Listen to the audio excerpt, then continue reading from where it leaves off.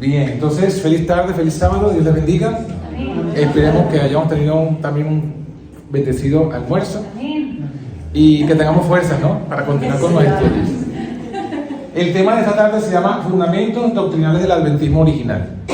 Y el subtítulo es El mensaje del sellamiento. Como hemos dicho, todo está conectado. Entonces, si bien estudiamos que estamos en el sellamiento y que necesario es que nos preparemos y que recibamos el sello, y que el sello es aceptar a Dios Creador, a su Hijo, y tener el nombre en la frente, ahora vamos a estudiar que ese mensaje que nos sella es el mensaje de los fundamentos del adventismo original.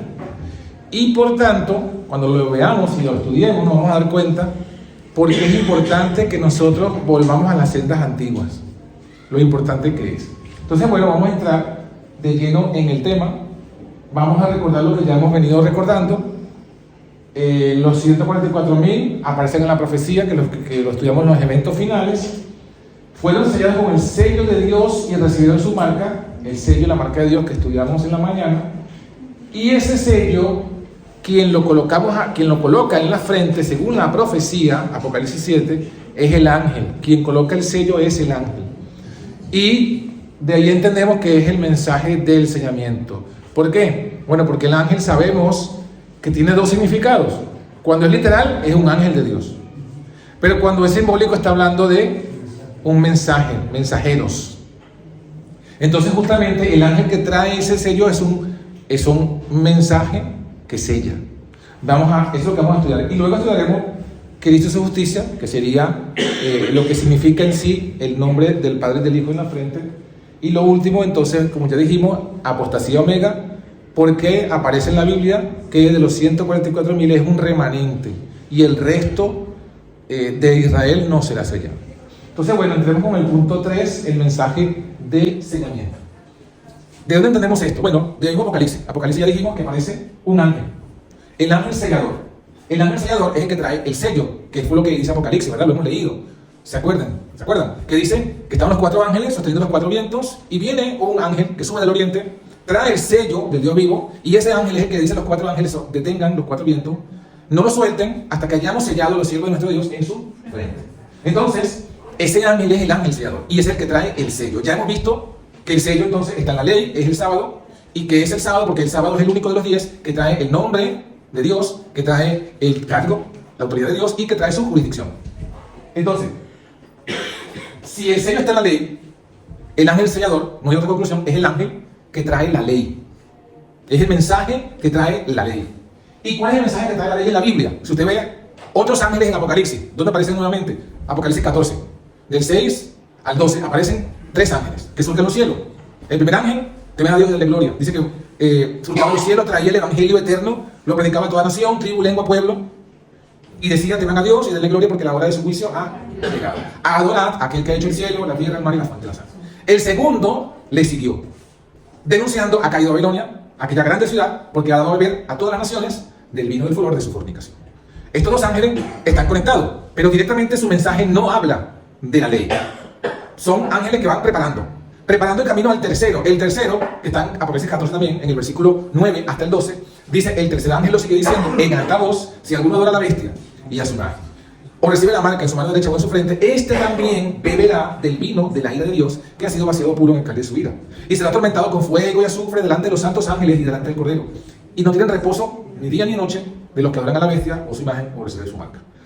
Aquí está la paciencia de los santos, los que guardan ¿qué? Los mandamientos de Dios y la fe de Jesús. Allí es donde aparecen los mandamientos de Dios, donde aparece la ley. Entonces, de los 3 ángeles, el ángel que trae la ley, que es el sello, o que contiene el sello, es el tercer ángel. Por tanto, ese ángel que aparece sellando no es otro más que el tercer ángel. Obviamente, como se le dice tercer ángel, es porque viene en una serie, viene junto con él los que le preparan el camino, el primero, el segundo. Pero en sí, el ángel que sella es el tercer ángel, que trae el mensaje del sellamiento. Y como ya dijimos, viene conectado con una serie. El primer ángel trae un mensaje, y por eso sabemos cuándo comenzaría ese mensaje a predicarse. ¿Cuál es el mensaje del primer ángel? La hora de su juicio ha llegado. Entonces, ese mensaje no podía predicarse, por ejemplo, no podía predicarse en el tiempo de Cristo. ¿Por qué no podía predicarse en el tiempo de Cristo? Porque Pablo, cuando fue llevado preso, dice que disertó ante Félix y habló del juicio, ¿qué? Venidero.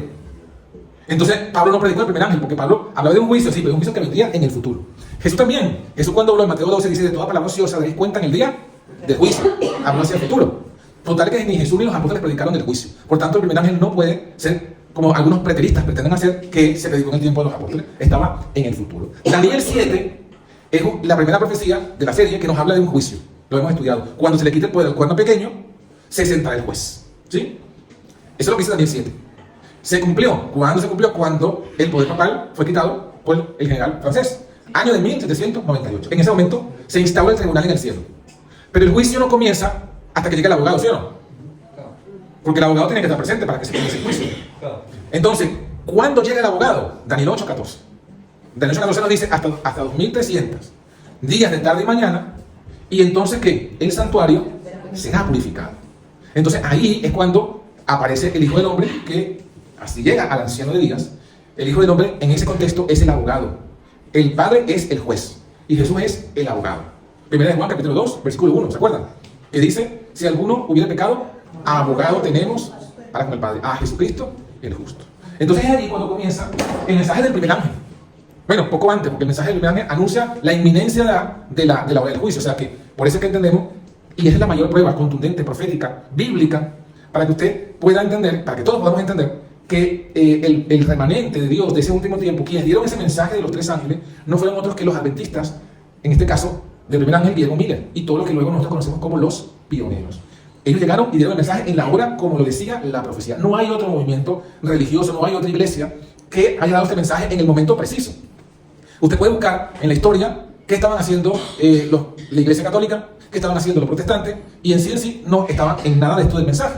¿Quiénes estaban dando el mensaje? Bueno, Guillermo Miller y todos los que estaban con él, por el estudio de la profecía, específicamente el texto que hemos citado, Daniel 8:14, llegaron a esta conclusión. Es cierto, ellos pensaron, entendieron que el santuario era la tierra y que la purificación del santuario significaba la purificación de la tierra, y lo interpretaron como la segunda venida de Cristo. Y por eso estaban equivocados en el evento. Pero en la cronología de las 2300 tardes y mañanas, en lo que estudiaron de Daniel 8 y Daniel 9, ahí no estaban equivocados. Eso ocurrió, esa fecha, el 22 de octubre de 1844. Ahora, vamos a la siguiente lámina. ¿Qué sale de allí? Cuando el pueblo adventista, milerita, entiende el mensaje, viene el chasco, cuando pasa la fecha y comienza el famoso gran chasco, comienza entonces un proceso de evaluación, que inclusive hablamos un poco de eso también anoche. Decíamos que tenemos que nosotros revisar todo lo que nos han enseñado, todo lo que hemos oído. Eso hicieron ellos, y lo primero que descubrieron era que dieron un mensaje verdadero, pero todavía estaba un poco contaminado. Ya lo acabamos de mencionar. ¿Por qué se equivocaron? ¿Por qué vino el chasco? Porque ellos asumieron, sin verificar con la Biblia, que el santuario era la tierra. Pero cuando pasó el chasco, pasó el evento y no vino Jesús como le esperaban, revisaron: ¿será que nos equivocamos en el estudio de las 2300 tardes y mañana? Y lo revisaron con oración y en todo, y se dieron cuenta que no, que estaba correcto. Entonces pasaron a revisar el santuario. Y ahí fue cuando descubrieron, también sabemos la historia de que inmediatamente después del chasco, un hermano fue a visitar a otros hermanos, cruzó un maizal, y todo, no se sabe, él mismo no sabe describir si fue una visión o fue una impresión, pero él vio que lo que había ocurrido era que Jesús había pasado del lugar santo al santísimo. O sea, su mirada fue dirigida de esa forma, y del estudio bíblico, al tema del santuario, a entender que el santuario del que habla la profecía no se refiere a la tierra. ¿A qué se refiere entonces el santuario? El santuario contiene, mis hermanos, todo el mensaje del sellamiento. Todo el mensaje del sellamiento. Por eso es que el diablo se opone tanto a este mensaje. Ya sabrán que se han levantado muchos recientemente echando por tierra las 2300 tardes y mañanas, por ejemplo. Echando por tierra la verdad del santuario.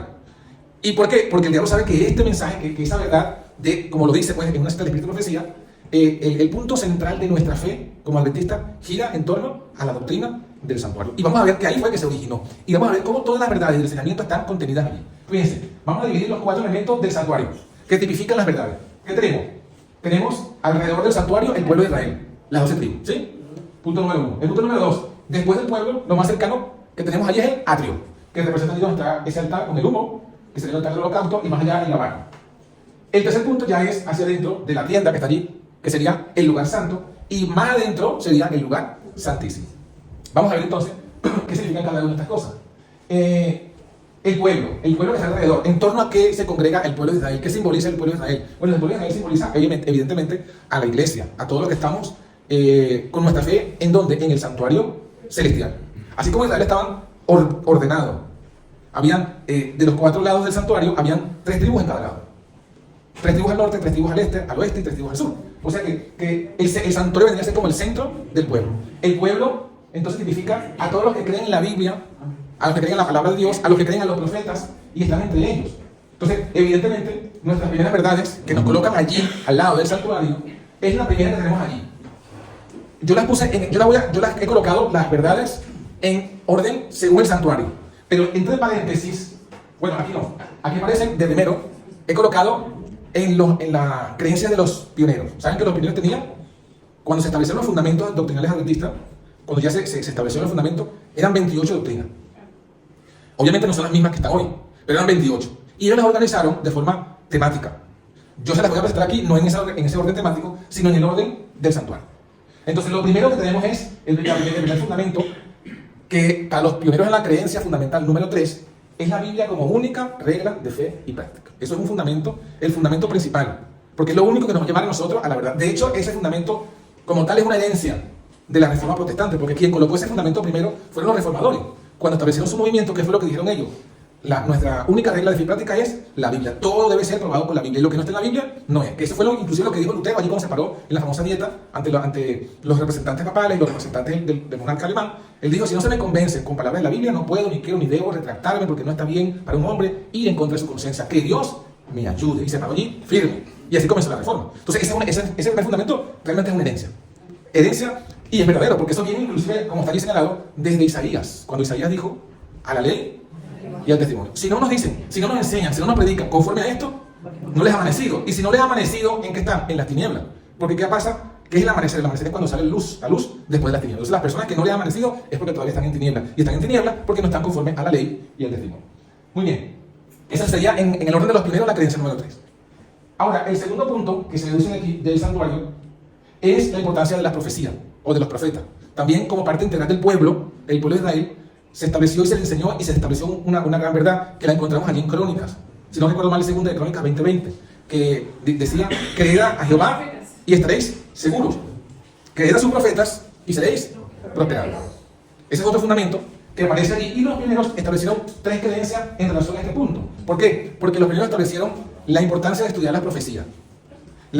Y ellos establecieron, o llegaron a encontrar que lo que estudiamos anoche, de las visiones proféticas. Ellos hicieron los carteles proféticos y entendieron que la historia del mundo se desarrolla en las visiones de la profecía. O sea, las profecías tienen como objetivo darnos un resumen de la historia del mundo, hasta su desenvolvimiento final. Inclusive, fíjense que las profecías llegan inclusive hasta el reino de Dios. El reino de Dios no es la segunda venida de Cristo. El reino de Dios ya es cuando Jesús, vamos a decirlo así, en palabras nuestras, es la tercera venida de Cristo. Cuando venga después de los 1000 años y establezca su reino, hasta allí. Es que se hará ese gran monte que va a cubrir toda la tierra. Entonces, todas las profecías apuntan hacia eso. Va desarrollando la historia hasta ese momento en el cual se va a restaurar el Edén perdido. Eso es la creencia de la profecía. Para el mundo en general, ya esta verdad no está. La gente, los cristianos en general, o son preteristas, como la corriente principalmente católica, que es lo que dicen los católicos. Todo lo que es Daniel y Apocalipsis ya se cumplió. La bestia hará César. Y todas esas cosas se cumplieron en el pasado. De esa forma ellos se quitan de encima cualquier acusación. Y los evangélicos han sido permeados por el jesuitismo, que ha establecido una doctrina futurista. ¿Qué es el futurista? Todas las profecías se cumplirán en el futuro. Y se van a cumplir cuando la iglesia sea arrebatada.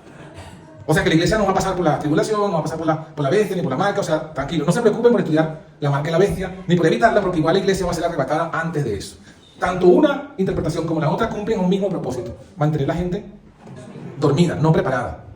Y cuando venga y los agarre, no estarán preparados. Eso es lo terrible de eso. A esa corriente, gracias. A esa corriente se opuso, el primero que se opuso y que descubrió que era una falsedad fue Guillermo Miller. Porque acuérdense que Guillermo Miller había sido primero un deísta. O sea, creía que Dios existía, pero que no se preocupaba por el ser humano. Después entonces tuvo su proceso de conversión. Y en ese proceso de conversión él estudió pues la Biblia y se dio cuenta que las interpretaciones proféticas en las iglesias donde él había estado estaban contrarias a las escrituras, que en las escrituras no había nada que apoyase esas interpretaciones proféticas. Y por eso es que él comenzó a predicar. Al principio tuvo acogida porque ganaba almas, ¿no? Entonces, digamos que los pastores le abrían su iglesia a Miller porque decía, bueno, si Miller viene, si se llena la iglesia de miembros, el arca se llena de dinero, nos conviene. Pero cuando vieron que las doctrinas de Miller no eran entretenimiento, sino que era un mensaje de reforma. Entonces ya empezaron a prohibirle, y fue eso lo que hizo que finalmente se separaran, ¿no? Los que abrazaron el mensaje tuvieron que separarse de estas iglesias caídas. Entonces, digamos que por así decirlo, el primero que colocó este fundamento fue Miller, y los pioneros construyeron sobre esa verdad. ¿Cuál verdad? La profecía. Hay que estudiarla, es importante nuestro ADN espiritual, cristiano, religioso, viene del estudio de las profecías. Sin las profecías no tenemos una identidad, no sabemos quiénes somos ni a dónde vamos, no nos vemos ubicados en la profecía, en la historia. Hay en YouTube muchos predicadores, y hay un del ámbito que se llaman ellos autodenominados apologetas católicos, y siempre tratan de acorralar, ¿no?, a los cristianos, a los protestantes, y dicen: ¿quién fundó tu iglesia? ¿Quién fundó tu iglesia? Mi iglesia viene desde la época de los apóstoles, tu iglesia la fundó tal. Entonces, en tono un poco humillante y ridiculizante, hacen que las personas los confunden, ¿no? Y claro, uno me dice: claro, pero es que la gente no sabe cómo responder, porque no estudia las profecías.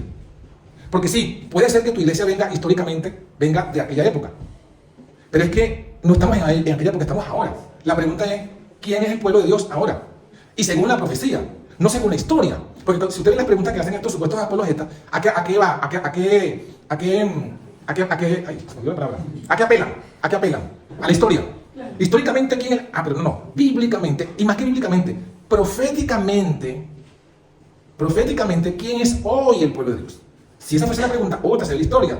Porque tenés que estudiar las profecías, y las profecías, ya dijimos, señalan inequívocamente, no señalan una denominación por nombre, pero señalan unas ciertas características que te definen quién es el pueblo remanente de hoy. Por eso es que es importante, ya lo decía el proverbio, ¿no? Sin profecía, el pueblo se descarrila, se desenfrena. Muy bien, tenemos en lo que sería el pueblo estas verdades y estos hitos adventistas originales. Vamos a la siguiente lámina, donde ahora avanzamos al atrio. En el atrio encontramos allí el altar del holocausto y la fuente. ¿Qué se hacía en el altar del holocausto? Ese sacrificio. ¿Y de quién? Del cordero, ¿no? De los animales. Y por la palabra holocausto, ¿qué significa? ¿Qué se hacía con esos animales? Holocausto. Todo quemado. Es lo que significa la palabra holocausto. Todo quemado. Se hacía con el cordero, se sacrificaba, y luego lo que sobraba se colocaba allí y se quemaba todo al fuego. ¿Eso qué representa? Bueno, la cruz, la muerte de Cristo, porque ¿quién es el cordero que murió por nosotros? Cristo. Ahora vemos el siguiente punto. Obviamente, ese es otro fundamento. La muerte de Cristo también es el fundamento de nuestra fe. Después de la Biblia, después de la profecía, el centro de la salvación es la muerte de Cristo. Pero no solamente la muerte de Cristo, sino lo que viene ahora. El lavacro. ¿Qué simboliza el lavacro? El lavacro simboliza lavarse de agua, ¿no? Pero el lavarse de agua a su vez está relacionado con el bautismo. Porque ¿qué es lo que es el bautismo? El lavarse, ¿no? Pero sabemos nosotros por la Biblia, por el apóstol Pablo, inspirado, que el bautismo es un símbolo ¿de qué? De la muerte y resurrección de Cristo. La muerte y la resurrección de Cristo. O sea, no solamente Jesús murió por nosotros, como dice Romanos 4, si no recuerdo mal, Romanos 4 dice que Jesús murió por nuestros pecados, como está escrito. ¿Y resucitó para qué? Pero ¿cómo dice textualmente el versículo? Para nuestra justificación. Murió por nuestros pecados y resucitó para nuestra justificación. El apóstol Pablo también, no sé si es Romanos 15 o 1 Corintios 15, dice que si Cristo no resucitó, vana es nuestra fe. ¿Por qué? Porque, una cosa es que Jesús muera por nosotros, y otra cosa es que también ahora resucite para presentarse por nosotros, en nombre nuestro, ante Dios. Entonces era necesario que muriese, pero también era necesario que resucitase. Bueno, esas grandes verdades están allí, en el atrio, en lo que es el altar y en la barca. Y lo que tiene que ver con la resurrección y el bautismo fue consignado en las creencias pioneras, número 4 y número 5. No andamos mucho en esto porque es algo que, digamos que está sobreentendido. Solamente lo mencionamos para que no quede duda, pero no profundizamos como vamos a profundizar ahora en los otros puntos doctrinales, que sí son importantes porque se han ido dejando de lado. Ok, ahora vamos al santuario. Antes de entrar al lugar santo y santísimo, vamos directamente a todo lo que es el santuario. Esta fue, digamos, la primera fundamentos adventistas en colocarse, porque como ya dijimos, la creencia popular es que el santuario era la tierra.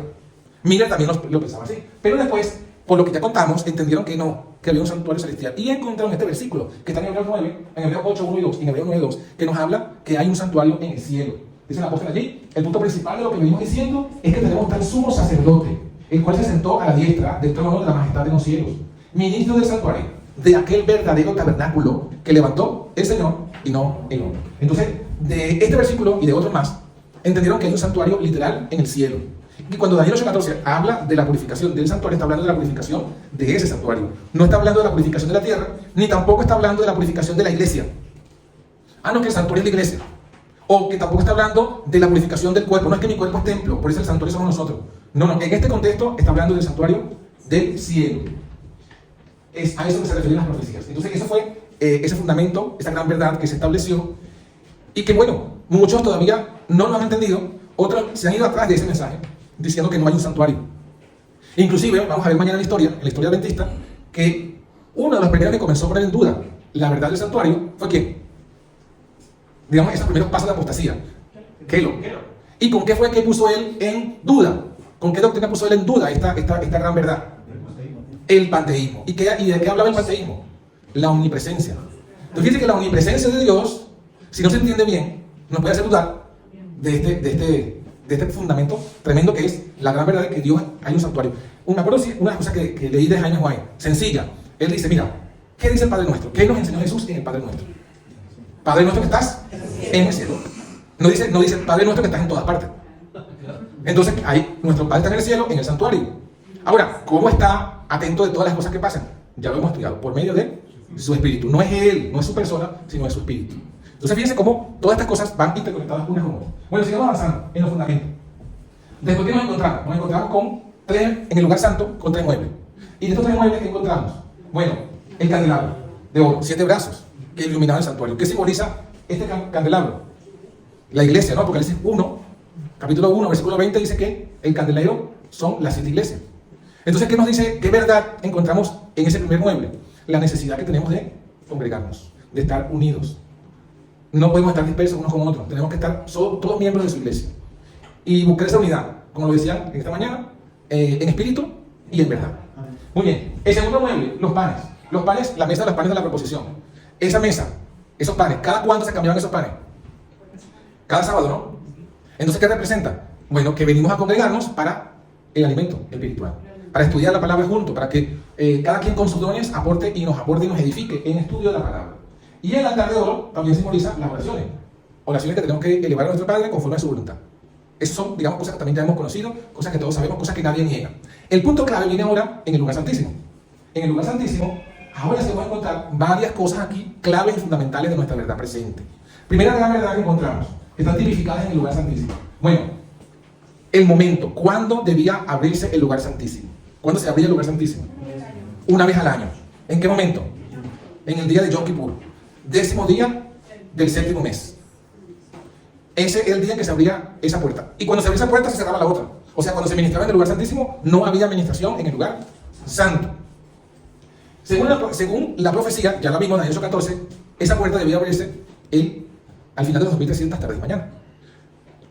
¿Qué verdad nos legaron nosotros sobre ese punto? Bueno, tanto esta verdad, digamos, que viene, como le dijimos, desde Guillermo Miller, que ellos entendieron primero las 2300 tardes de mañana, junto con Daniel 9, las 70 semanas, todo ya ustedes sabemos, ya todos sabemos, que apuntaba al año de 1844.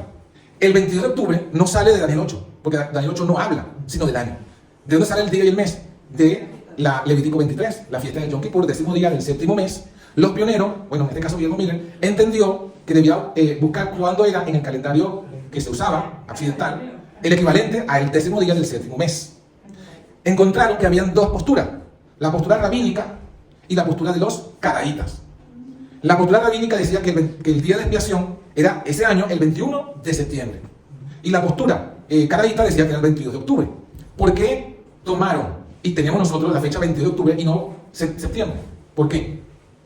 Bueno, porque ellos entendieron que los rabinos, cuando establecieron su cálculo para esa fecha, se apartaron de la Biblia, se apartaron de lo que estaba escrito y se dejaron influenciar por el paganismo.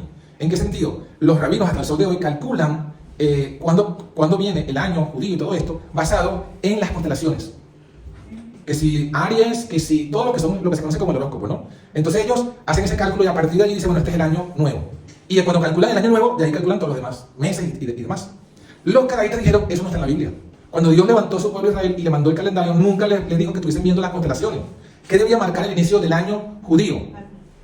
La luna en ambos, sí, pero la luna marca el principio del mes. Pero ¿cuándo se marca el año? Porque el año judío comienza en primavera, ¿no? Lo que se llama marzo, abril. ¿Y qué marca? Ellos fueron a la Biblia y dijeron, mira, cuando comenzó el calendario judío, fue a la salida de Egipto, ¿sí?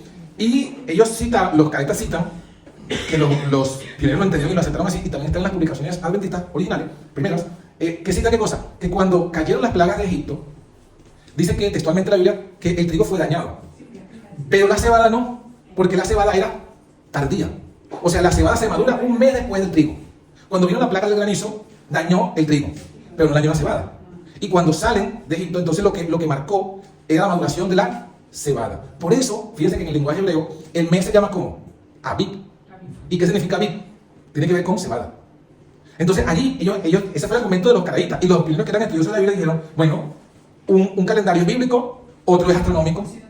Entonces, quien tiene razón son los caraítas. Por eso entonces es que establecieron la fecha para el 22 de octubre y no para el 21 de septiembre.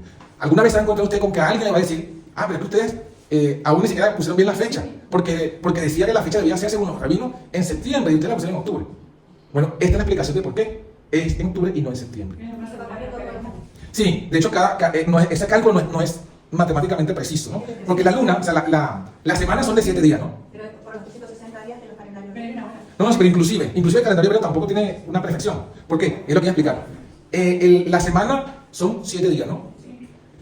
Y se supone que 4 semanas son un mes, pero son 28 días. En cambio, el cálculo del mes es por la luna nueva. ¿Y cuánto dura la luna nueva? Aproximadamente 29 días y medio. Entonces, hay una diferencia entre 4 semanas y un mes. Hay una diferencia de ¿qué? De aproximadamente un día y medio, ¿no? Y eso se va sumando. Cada mes se va sumando. Entonces, por eso es que los judíos cada 13 años agregan un mes para hacer esa corrección. Porque si se va sumando, entonces llega un punto en donde la maduración del grano, de la cebada, se retrasa, ¿no? Aparentemente. Pero se está retrasando por esa pequeña diferencia de tiempo. Entonces, para corregir ese error se agrega un mes, que se llama el segundo Adar, ¿no? Y así, cada 13 años se agrega ese segundo mes. Digamos que en el calendario que usamos nosotros cotidianamente, donde hemos crecido, también se hace una corrección, que se le llama el año bisiesto, ¿no? Creo que cada 4 años se le agrega un día. Pero es básicamente por eso, porque no hay una relación directa entre la semana y el mes. Porque el mes lo marca la luna, pero la semana no la marca ningún astro.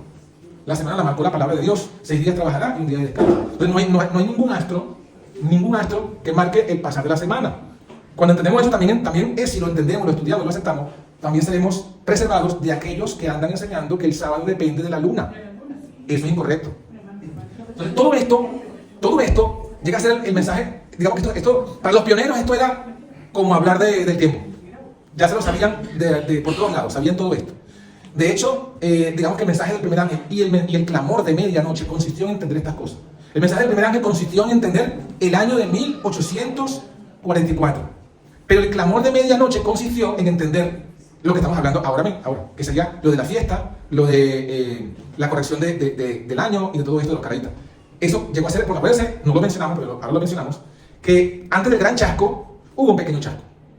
¿Cuál fue el pequeño chasco? Que ellos esperaban que Jesús viniese al principio del año, es decir, al final del 1843 y al principio del 44. Lo esperaban en primavera porque ellos sabían que los judíos comenzaban en primavera aquel año. Pero no vino y hubo un pequeño chasco. Pero luego entendieron que no podía ser eso porque la profecía decía el 10º día del 7º mes. Entonces ese movimiento que levantó de nuevo el ánimo de los discípulos se conoce en la historia como el clamor de medianoche. ¿Y por qué clamor de medianoche? Porque viene de la profecía de Mateo capítulo 25. 10 vírgenes se durmieron, el esposo se tardó, se durmieron 10 vírgenes. Representa la tardanza de Jesús que no vino en primavera del 44. ¿Y qué la despertó? He aquí, a medianoche se dio un clamor. He aquí viene el esposo. Ese movimiento del clamor de medianoche se conoce como el que descubrió que además del año había que ver la fiesta del Yom Kippur. Y que acontecía como ya dijimos, el 22 de octubre. Eso es básicamente, digamos, este fundamento, ¿no? Que está consignado, resumido, usted lo va a encontrar en las creencias número 9 y creencias número 10 de los pioneros. Ellos reconocen allí el error, reconocen y explican todo, ese es el fundamento de nuestra fe. Siguiente punto. Ahora vamos al lugar. Ya vimos la fecha en la que se abría la puerta del lugar santísimo. Pero cuando se abre la puerta del lugar santísimo, ¿qué hay dentro? ¿Qué hay dentro? Hay 3 cosas. De estas 3 cosas también vienen fundamentos. ¿Qué viene? Primero, las tablas del pacto. Las tablas de la ley de Dios. ¿Y qué entendieron cuando entendieron y aceptaron que había un santuario que comenzó Jesús a interceder o a ministrar aquí el 22 de octubre? Y estaba allí la ley. ¿Qué entendieron? Entendieron que la ley seguía vigente. Entendieron que la ley seguía vigente. Recuerden que hasta ese momento ellos eran adventistas del primer día. O sea, inclusive pasó el chasco y seguían guardando el domingo. Pero cuando empiezan a entender que hay un santuario y que está lo que está dentro del arca, entonces entienden que en el cielo ahí están los 10 mandamientos. Y que es más bien, los mandamientos que están en el cielo son los originales. Los que tenía Moisés, lo que salieron de Moisés fue una copia, pero el original estaba en el santuario celestial. Entonces dijeron, si en el cielo Dios tiene los tablas originales, ¿de dónde hemos creído nosotros los cristianos que la ley está abolida? Entonces ahí fue que entendieron, fíjense cómo fue el desarrollo de la doctrina. Ahí fue que entendieron que la ley estaba vigente. O sea, primero entienden que hay un santuario, que Jesús comenzó una obra en el cielo, y después entienden que la ley está vigente. Un paréntesis aquí. Cuando a usted le predicaron la ley, cuando nosotros hemos predicado la ley, en el sentido que éramos miembros oficiales, ¿no? Cuando éramos adventistas oficiales, y predicamos de la ley, ¿cómo usted predica de la ley? ¿Cómo usted predica la ley? Cuando usted le predica a un evangélico o a alguien de la ley, usted le predica primero que el santuario está vigente. Usted le predica, no, ¿verdad? No.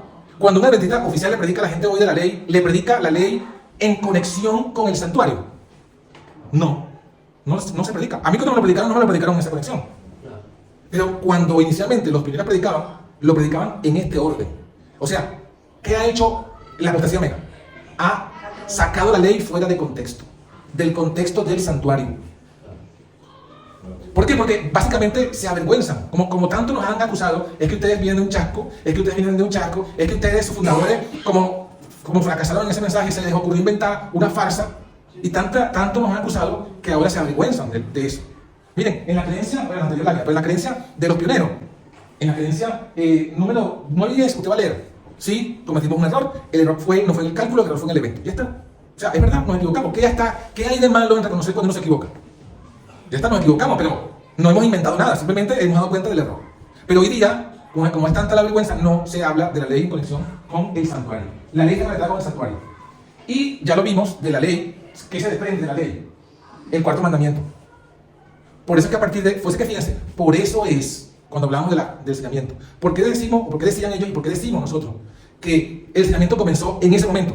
Porque es en ese momento cuando llegó cuando se abre el santuario y llega el entendimiento de la vigencia de la ley.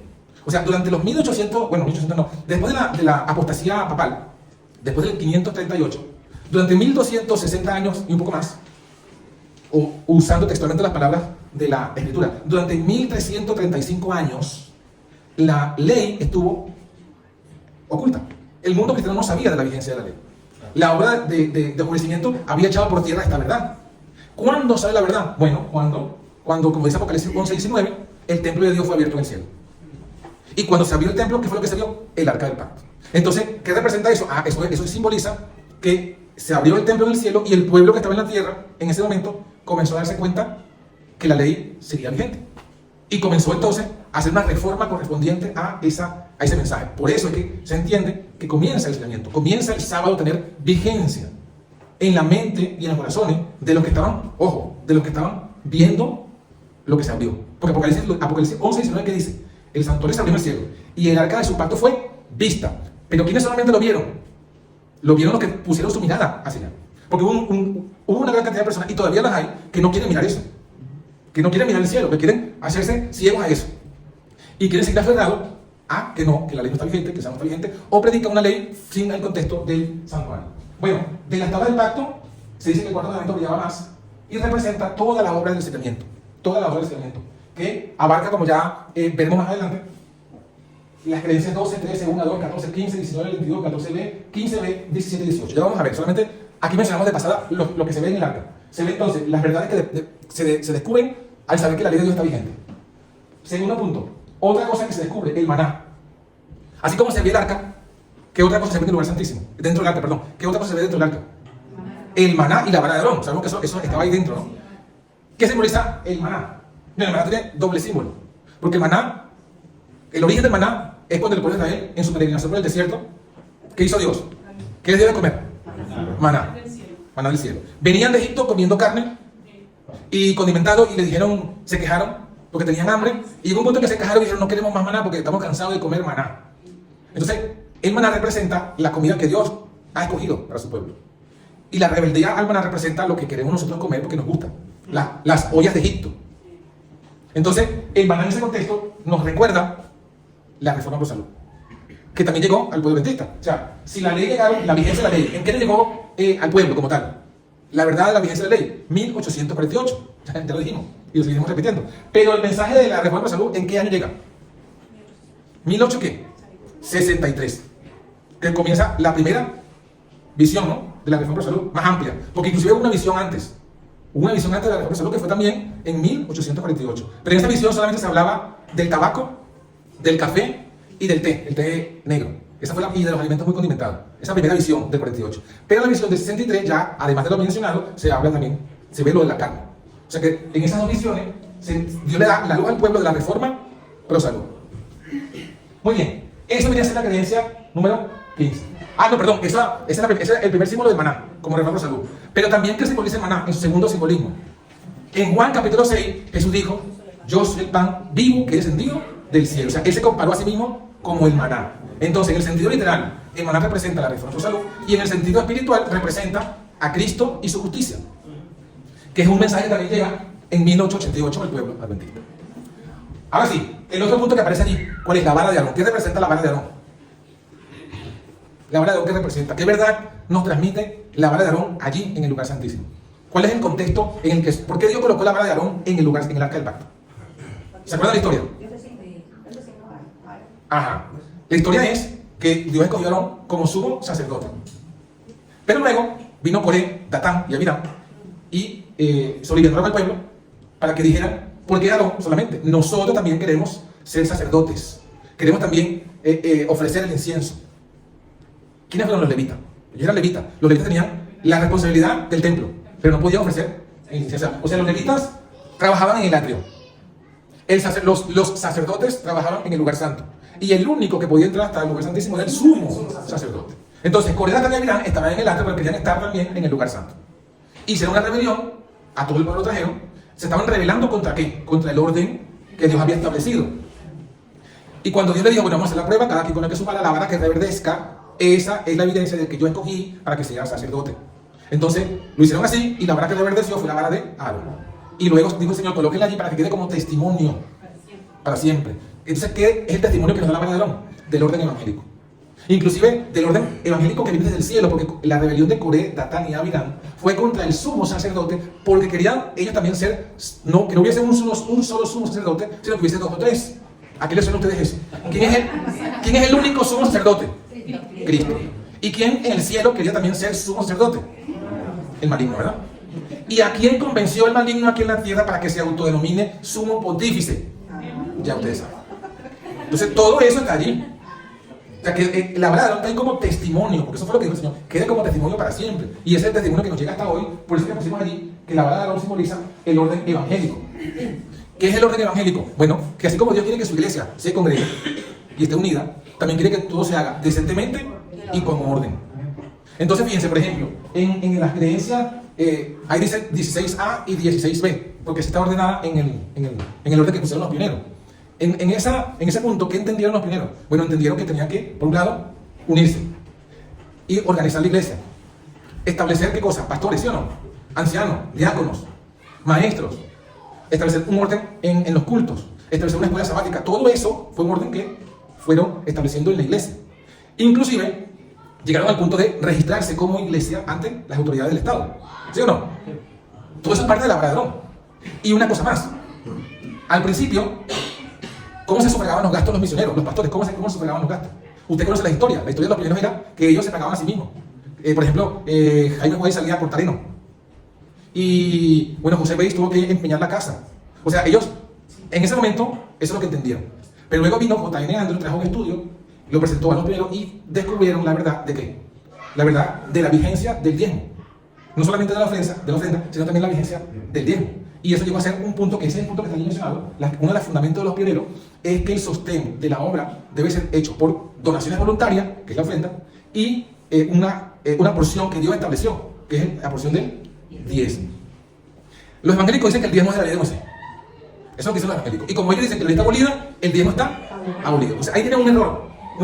¿Por qué? Porque la primera vez que aparece el diezmo en la Biblia, ¿dónde aparece? Con Abraham.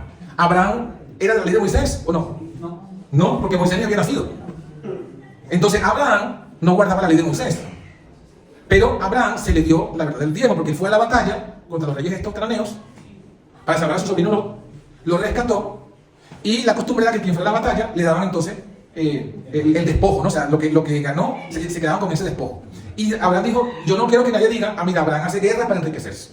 Yo no voy a tomar nada, le dijo, porque el rey de Sodoma le dijo, toma, quédate con todo lo que ganaste, solamente danos las personas. Y Abraham dijo, no, yo no quiero que digan que yo me enriquecí por esto. Solamente dame el salario de los que fueron conmigo, porque yo no voy a decidir por ellos. Y el diezmo, porque el diezmo no me pertenece. ¿Y qué hizo Abraham con el diezmo? ¿Se lo comió? ¿Se lo dio al pobre? ¿Qué hizo Abraham con el diezmo? Se lo dio a Melquisedec, dice la Biblia. ¿Quién era Melquisedec? Según la Biblia. ¿Ah? Sacerdote, ¿no? Rey y sacerdote, que salió a recibir a Abraham y le dio pan y le dio vino. Y lo bendijo. ¿Se acuerdan lo que ustedes han leído Hebreos, verdad? ¿Se acuerdan que es lo que dice Pablo de Melquisedec? Que Melquisedec bendijo a Abraham. ¿Y qué dijo Abraham? ¿Y qué dice Pablo en ese contexto? ¿Quién es mayor? ¿El que recibe la bendición o el que da la bendición? Yo no sé aquí, pero en Venezuela a mí me acostumbraron de chiquito que uno cuando salía de casa siempre le pedía la bendición a los padres, ¿no? No sé si aquí practican eso. Ah, bueno, en Venezuela sí. Y uno sale con una bendición, mamá, bendición, papá. Y cuando uno regresa, bendición, mamá, bendición, papá. Todos los días es lo mismo. Ah, no, pero nosotros es solamente la bendición. Entonces dice, Dios te bendiga. Dios te bendiga, hijo, Dios te bendiga, hija, y listo. Y bueno, es así. Pero siempre, ¿quién es el que bendice? ¿Los padres a los hijos o el papá cuando sale de la casa dice, hijo mío, dame la bendición? ¿Quién bendice? El padre. ¿Quién bendice? El que es mayor al que es menor. Entonces Pablo toma eso y dice, por tanto Melquisedec era superior ¿a quién? A Abraham. ¿Por qué? Porque Melquisedec fue quien bendijo a Abraham. Además, ¿quién recibió los diezmos de quién? Abraham le dio los diezmos a Melquisedec. Inclusive Pablo va más allá y Pablo dice, es más, Melquisedec es superior a Leví. Porque en el sistema mosaico, en la ley de Moisés, ¿quién recibía los diezmos? Ya no había Melquisedec, porque Melquisedec no tenía relación física con Abraham. O sea, Melquisedec no era del linaje de Abraham, era de otro pueblo. Entonces, en el caso de la ley de Moisés, ¿quién recibía los diezmos? Los levitas. Entonces Pablo dice, mira, tan grande es Melquisedec que Leví, que recibe los diezmos, le dio los diezmos a Melquisedec. Pero alguien va a decir, pero que Leví no estaba vivo. Pero Pablo dice, no, pero es que Leví estaba en los lomos de Abraham cuando Abraham dio los diezmos. Por tanto, Leví también le dio los diezmos a Melquisedec. Menos mal que lo hizo Pablo, no es algo que hemos elucubrado nosotros, es lo que Pablo explica. Para mostrar la superioridad del sistema, porque justamente ¿qué es lo que está haciendo Pablo con eso? Está diciendo, mira, hay dos sistemas sacerdotales. El sistema mosaico, que es el sistema de Aarón y de Leví, que estaba destinado a perecer, pero está un sistema anterior, que es el de Melquisedec. Y luego dice Pablo, según la misma Biblia, él cita el Salmo 110 y dice, el sacerdocio de Melquisedec es superior porque dice, tú eres sacerdote para siempre, según el orden de Melquisedec. Entonces, dice Pablo, mira, el sistema de Leví y de Aarón estaba destinado a perecer, pero el sistema de Melquisedec no. ¿Y de cuál sistema Cristo es sumo sacerdote? ¿Del de Leví o del sistema de Melquisedec? De Melquisedec, porque Pablo dice, si siguiésemos el sistema levítico, Jesús, nuestro Señor, no pudiera ser sacerdote. Porque ¿de qué tribu viene Jesús?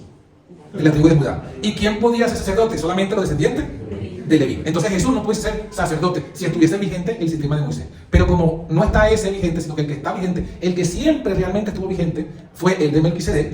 Entonces por eso que Jesús es el sumo sacerdote, pero según el orden de Melquisedec. Y según ese mismo orden, si Jesús, si nuestro Señor Jesucristo es sacerdote según el orden de Melquisedec, y Melquisedec recibió los diezmos, entonces pregunto, ¿está vigente los diezmos o no? Sí. Está vigente. De la misma forma que está vigente el sistema de Cristo en el cielo como Melquisedec, como sacerdote, de la misma forma está vigente el diezmo que debe dársele a Melquisedec.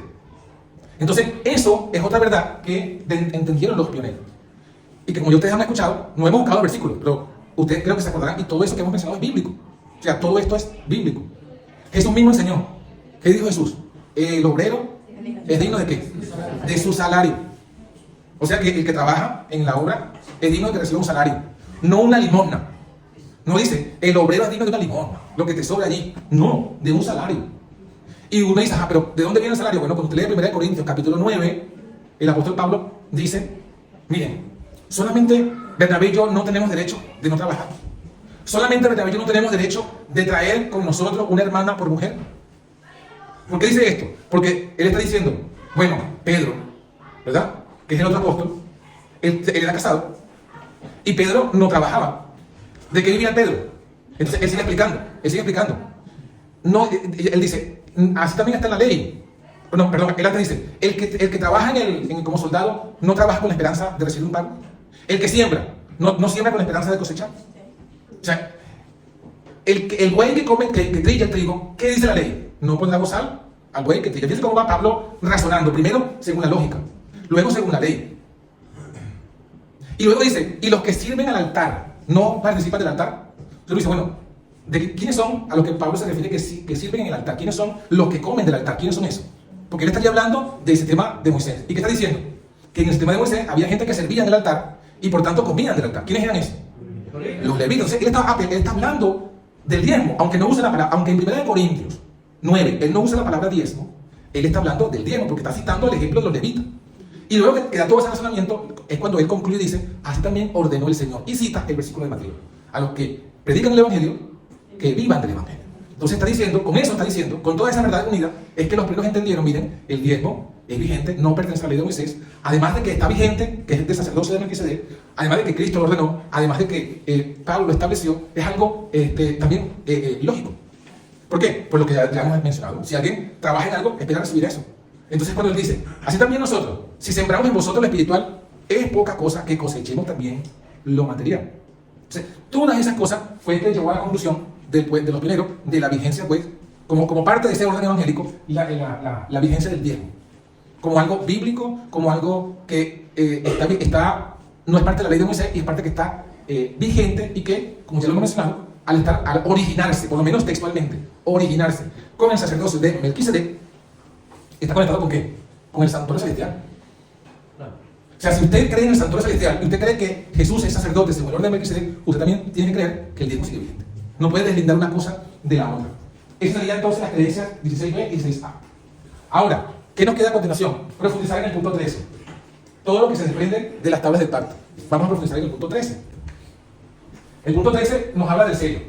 Los primeros escribieron este resumen de su entendimiento del sábado. El cuarto mandamiento de esta ley requiere que editemos el séptimo día de cada semana, comúnmente llamado sábado, a abstenernos de nuestro propio trabajo, al cumplimiento de los deberes sagrados y religiosos, que este es el único sábado conocido en la Biblia, siendo el día que fue separado antes que el paraíso se perdiera, el cual será observado en el paraíso restaurado, que los hechos sobre los cuales se basa la institución del sábado lo confinan al séptimo día y que no son verdaderos para ningún otro día, y que los términos sábado judío aplicado al séptimo día y sábado cristiano aplicado al primer día de la semana son nombres de invención humana, de hecho no escriturales y son falsos en significado. Miren cómo resumieron ellos lo que entendían del sábado. Tremendo, tremendo porque tocan varias cosas ahí, varias aristas se tocan aquí.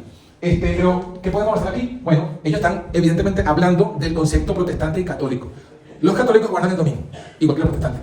Pero ellos en su mente le llaman el sábado cristiano. Al domingo le llaman ellos el sábado cristiano. ¿Y qué dicen ellos? Eso es falso. La Biblia no habla de un sábado judío y sábado cristiano. La Biblia no hace esa diferencia. La Biblia habla de un solo sábado. Entonces, esa es una de las verdades que son fundamentos pues, de nuestra fe. Vamos a la siguiente lámina. ¿Qué otra cosa entendieron y consideraron los pioneros? La creencia número 13. Habiendo entendido la vigencia del sábado, también entendieron esto. Que como el hombre de pecado, el papado, ha planeado cambiar los tiempos y la ley, Daniel 7:25, y han engañado casi toda la cristiandad respecto al cuarto mandamiento, encontramos una profecía de reforma en este respecto que será llevada a cabo entre los creyentes justo antes de la venida de Cristo. Entonces fíjense, esa reforma es lo que dijimos que es el sellamiento, traer la verdad del sábado. Nosotros hemos estudiado solamente esa reforma sabática como lo explica Apocalipsis 7, pero no hemos estudiado los otros textos que están aquí, que también lo citan ellos como fundamento de la reforma sabática. ¿Cuáles son? Isaías 56, 1 y 2 y 1 de Pedro. ¿Qué dicen estos versículos? Isaías 56 habla justamente en una profecía del Antiguo Testamento, se les dio a los judíos y se les dice de antemano que el evangelio llegaría a los gentiles. Bienaventurado el hombre que abraza esto, y el Hijo del Hombre, que guarda el día de reposo para santificarlo. Y a los eunucos, y a los gentiles, no digan, no estoy en su pueblo, porque dice el Señor, y promete ahí en Isaías 56, a los que vengan de otros pueblos, a los eunucos, que guarden mi sábado, también les daré herencia. Entonces, esa es una profecía que advierte que también los gentiles habrían de unirse a la observancia del día sábado.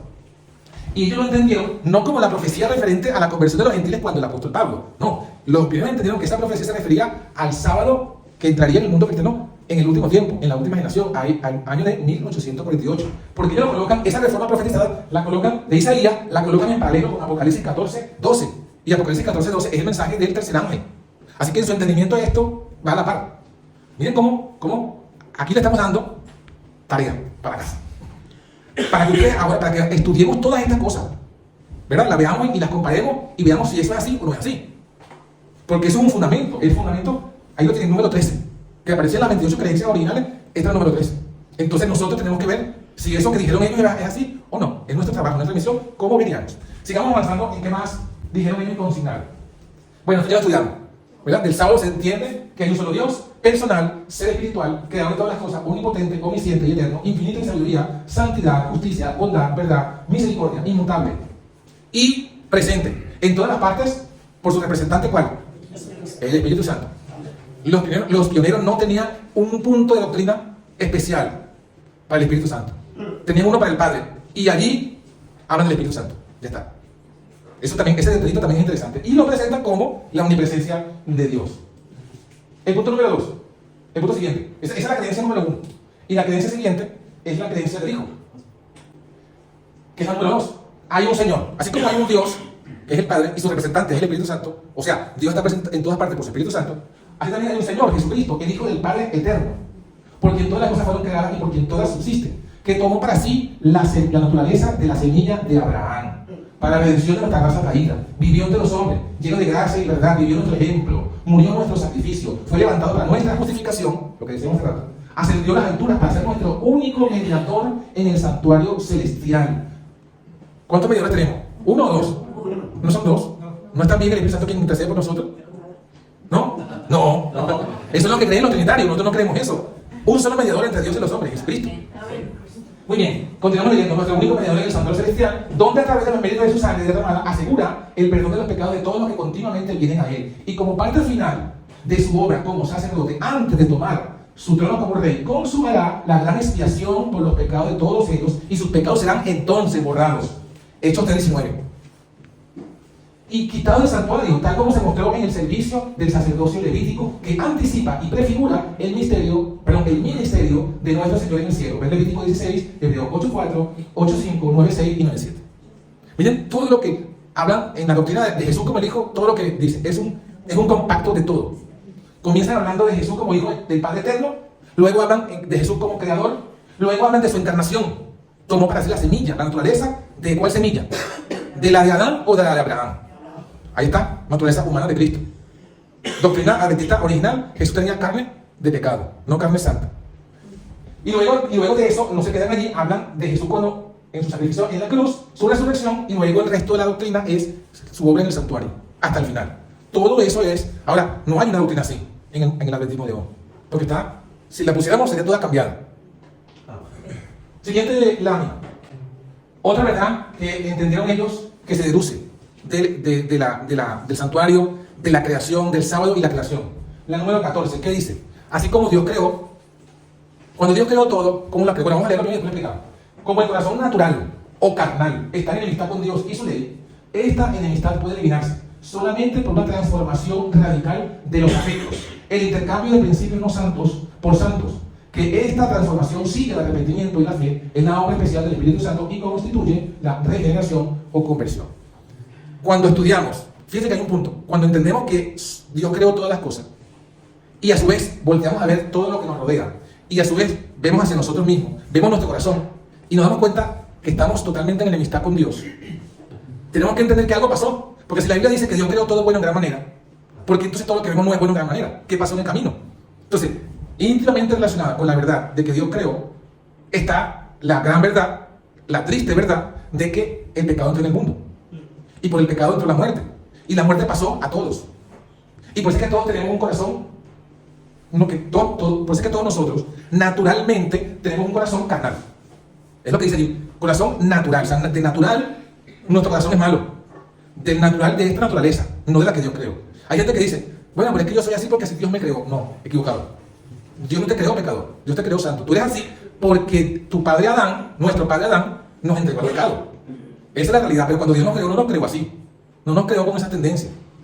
Entonces, esa es otra verdad que va relacionada con la creación. Porque si Dios creó todo bueno, ¿por qué está todo malo? Tenemos entonces que entender que la creación se extravió, se apartó de Dios. Pero también, así como se extravió, también Jesucristo vino a redimir, que es la contracreencia, número 15. Todos hemos violado la ley de Dios y no podemos de nosotros mismos rendir obediencia a sus justos requerimientos. Somos dependientes de Cristo, primero por la justificación de nuestras ofensas pasadas y en segundo lugar, por por la gracia, por medio de la cual podemos rendir obediencia aceptable a su santa ley en el futuro. Fíjense que esto es interesante. ¿Usted puede, qué opinan de esa creencia? ¿Está bien o está mal? ¿Está completa o está incompleta? Incompleta. ¿Qué le falta, según usted? Me falta El arrepentimiento. Pero en la anterior está, ¿no? En la anterior está el arrepentimiento. Esta transformación sigue el arrepentimiento y la fe. Entonces, básicamente, por lo menos en teoría, vamos a volver a... Por lo menos en teoría, en el papel, como diríamos, está bien. Pero porque yo digo esta, o porque hago este énfasis, porque hace rato preguntaron, ¿verdad? En la mañana preguntaron que si la justificación por la fe la tenían los pioneros, o llegó fue en el 88. Entonces, esto evidencia que por lo menos los que redactaron estas creencias lo tenían claro. ¿Quién redactó la primera creencia, las primeras 28 creencias? ¿Quién las redactó? ¿Saben quién? No, Urias Smith fue la del 74. Urias Smith redactó la del 74 cuando le añadieron 3. Al principio realmente eran 25, que fue en 1872. Luego, 2 años más tarde, en 74, Urias Smith la actualizó y le colocó las tres que faltaban para que fuesen 28. Esta primera la escribió Jaime White. Que se acuerdan que lo citamos esta mañana, que White dijo que Jaime White por lo menos sí entendía el mensaje de la justificación por la fe. Y aquí tenemos pues entonces una evidencia. Pero claro, aunque estaba allí consignado, una cosa es lo que está escrito en el papel, otra cosa es lo que en general el pueblo entiende y se predica. Vamos a avanzar. Otra doctrina. Bueno, aquí hay 4 doctrinas en una sola. Otra cosa que se deduce del sábado y de entender que Dios es creador. ¿Qué se entiende? ¿Cómo se resume esto? El que creó es el que dio vida, ¿no? Entonces, si Dios es el creador y fue el que nos dio la vida, Él es el único que tiene vida en sí mismo. Por lo tanto, es el único que es inmortal. O sea, la inmortalidad, la sola inmortalidad de Dios también está muy íntimamente relacionada con la verdad de que Dios es el creador. Por lo que acabamos de explicar. El que dio la vida, nuestra vida es una vida que está dependiente de la vida de Dios. Es decir, nosotros no somos inmortales. De hecho, 1 Timoteo dice, el único que tiene inmortalidad, a quien ninguno de los hombres ha visto ni puede ver. ¿De quién está hablando? Del Padre. Entonces, esa gran verdad la desarrollaron explicada primero en 4 doctrinas. Primera, la tumba, hacia la cual todos entendemos, expresada por la palabra Sheol y la palabra griega Hades, es un lugar o condición donde no hay obra, ni industria, ni ciencia, ni sabiduría. Eclesiastés 9:10.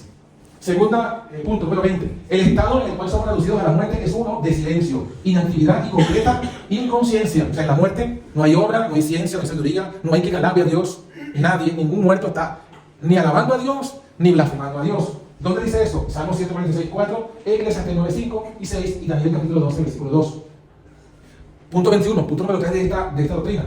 Que fuera de esta prisión de la tumba será levantada la humanidad por una resurrección corporal. Los justos teniendo parte en la primera resurrección, que se efectúa en la segunda venida de Cristo, y los impíos en la segunda resurrección, que se efectúa 1000 años después. Entonces está hablando ahora de la resurrección. O sea, si la gente cuando muere ya va a Dios o va al infierno, entonces ¿para qué hay resurrección? O sea, a los que ya están en el cielo, los van a mandar de nuevo a la tierra para que resuciten y vuelvan a ir al cielo. No es lógico, ¿verdad? Entonces, eso es lo que estaba diciendo. La resurrección, o sea, no hay ningún santo que al morir haya ido al cielo. Los que murieron están muertos. ¿Y cuándo van a ir al cielo? Primero tienen que resucitar para poder ir al cielo. O a el castigo. Y el punto final, el 22, a la trompeta final, los justos vivos serán transformados en un momento, en el abrir de un ojo. Los justos levantados serán arrebatados para encontrar al Señor en el aire y estar así siempre con el Señor. Entonces, esto es lo que está relacionado con el tema de que solo Dios es inmortal. No hay inmortalidad o sea, no es que el alma es inmortal. No, la Biblia no dice que el alma es inmortal. El ser humano no es inmortal. El alma que pecare, esa morirá. Otra verdad que está relacionada con el sábado y por tanto con las tablas del pacto y por tanto es una verdad que viene del lugar santísimo. Y por tanto es una verdad que es parte del enseñamiento. ¿Quién fue justamente? ¿Quién fue el que engañó a Adán y Eva para hacerles creer que Dios no era el único inmortal? El que le dijo a Eva, no moriréis. Entonces allí justamente ese es el engaño. Como dice, el primer sermón sobre inmortalidad del alma la predicó Lucifer a Eva cuando le dijo eso. Vamos a la siguiente lámina. Muy bien, otra verdad. Hablamos un poco de eso. Muchas gracias.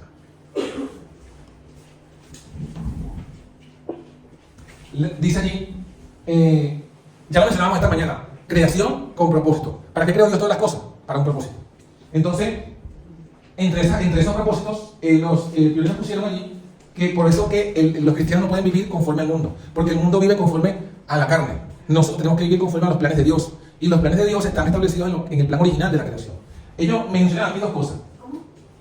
O sea, que cuando Dios creó al ser humano, lo creó con un propósito.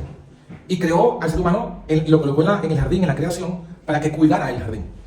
¿Y qué significa? Para que todas las cosas que Dios creó las administrara conforme al plan del Creador. ¿Y eso cómo se puede resumir? Bueno, nosotros que somos adoradores del Creador, no podemos vivir como vive el mundo. Porque el mundo vive, ¿cómo vive el mundo? Si hablamos en el contexto de la creación, ¿qué es el principio en el que vive la gente del mundo? Pero ellos viven en la evolución, ¿sí? Y un principio que le enseñan a uno en la escuela de evolución es la ley del más fuerte. Y no es eso lo que anda en el mundo. La gente anda unos buscando pisotear a otro. Para la ley de la supervivencia del más apto. Esas son ideas satánicas que van en contra del mandamiento. Porque el mandamiento que dice que tenemos que amar al prójimo. Bueno, los seguidores de Cristo deben ser un pueblo peculiar, no siguiendo los dictados ni conformándose a las maneras del mundo, ni amando los placeres, ni fomentando sus extravagancias. Por cuanto tal, como dice el apóstol, cualquiera que se quiere ser en ese sentido amigo del mundo, se constituye en enemigo de Dios. Y Cristo dice que no podemos tener dos señores, o al mismo tiempo servir a Dios y a Mamón. Entonces, ese es otro fundamento. Nosotros tenemos que ser un pueblo separado. No te ruego que lo quites del mundo, sino que lo guardes ¿de qué? Del mal. Eso es la oración que hizo Cristo por nosotros. No debemos aislarnos del mundo, pero sí aislarnos del mal que hay en el mundo. Y otro punto, que también está como estos son los puntos que agregó Urias en mí. Por eso dice aquí 14b y 15b. Las escrituras insisten en la sencillez de la modestia del vestido, como una señal distintiva de discipulado en aquellos que profesan ser seguidores de aquel que es humilde y contrito de corazón. Cualquier cosa diseñada para meramente adornar a la persona y fomentar el orgullo del corazón carnal, del corazón natural, debe ser descartado de acuerdo a las escrituras tales como 1 Timoteo 2, 9 y 10 y 1 de Pedro 3, 3 y 4. Entonces, un punto fundamental de nosotros estar separados del mundo es que tenemos que vestirnos con dos palabras clave, ¿no? ¿Cuáles son las dos palabras? Modestia y sencillez. Modestia, ¿qué significa? Decoro, ¿no? Vamos a colocarlo en términos más actuales. El cristiano no debe vestirse sexy. El cristiano no puede andar vestido sensualmente, una vestimenta sexy. ¿Por qué? Porque eso es lo que va en contra de ¿qué? De la modestia. Y la otra palabra es sencillez. ¿Qué significa sencillez? No puede andar vestido con extravagancia, con orgullo, con lujo. Una cosa es estar vestido, digamos, bien, con una vestimenta buena, y otra cosa es con vestimenta de lujo. Entonces, el cristiano no, y sobre todo el cristiano que somos llamados a ser, digámoslo así, el último Elías, ¿no? ¿Cómo vestía Elías, no? Con sencillez, con modestia. Bueno, es uno de los puntos que también está aquí establecido como parte de las creencias que vienen de allí. ¿Por qué? Porque cuando Dios creó a la pareja, ¿qué les creó? ¿Un castillo lujoso o qué les creó? Un huerto. Entonces, Jesús mismo dijo, ¿no? Hablando justamente del vestido, dice, ahora recuerdo, Jesús dijo, por el vestido no os afanéis, considerad los lirios del campo. No trabajan, no hilan. Y os digo que ni aún Salomón, con toda su gloria, se vistió como uno. Entonces, con eso Jesús mismo nos enseñó cómo debemos vestirnos. Hermoso, pero sencillo como las flores, básicamente. O sea, no tiene que haber esa... cuando Jesús comparó eso, lo comparó con la gloria de Salomón. No tenemos que vestirnos como los monarcas, como los reyes del mundo, sino como las flores. Hermoso, bien, pero sencillo, básicamente. Entonces, ahí está comparando, una vez más, un punto con la creación. En este caso, las flores. Vamos a la siguiente lámina. Bien, otro punto, el anunciador, creencia número 17. Dios, de acuerdo con su trato uniforme con la raza, pronuncia una proclamación de la cercanía de la segunda venida de Cristo. Y esta obra está simbolizada por los 3 mensajes de Apocalipsis 14. El último resaltando la obra de reforma respecto a la ley de Dios, que su pueblo pueda adquirir una completa preparación para este evento. Fíjense que esto parece que se repite un poco, porque cuando habla de la reforma del sábado, que lo leímos hace rato, ahí citan Apocalipsis 14, y aquí ahora lo vuelven a mencionar, ¿no? Apocalipsis 14 como una obra de los 3 ángeles que resalta una reforma, otra vez con referencia a la ley de Dios. O sea, que vuelven a enfatizar este punto. Vamos a la siguiente lámina. Y ahora habla también del juicio. La creencia número 18 dice, el tiempo de la purificación del santuario, sincronizado con el tiempo de la proclamación del tercer gran mensaje, es un tiempo para el juicio investigador. Primero, con referencia a los muertos. Y segundo, al final del tiempo de prueba. ¿Cuándo? Al final del tiempo de prueba, con referencia a los vivos, para determinar quiénes de los villanos que duermen ahora en el polvo de la tierra son dignos de una parte en la primera resurrección, y quiénes de su multitud de vivientes son dignos de traslación. Puntos que deben ser determinados antes que el Señor aparezca. Entonces, esa es otra verdad que está bien establecida. Ellos colocan entonces, y establecen o señalan que la purificación del santuario está sincronizada con el tiempo del juicio y que ambos son eventos complementarios. Muy bien, siguiente lámina. Bueno, ya te lo mencionamos, ¿no? Así que nos adelantamos. Pero, el maná, la regla por salud y el mensaje de Cristo y su justicia. Así que eso vino en el 88, el mensaje de Cristo y su justicia. Vamos a la siguiente lámina. Bueno, en esta cita, es una cita que nos reafirma que de consejos médicos misioneros, para los médicos misioneros.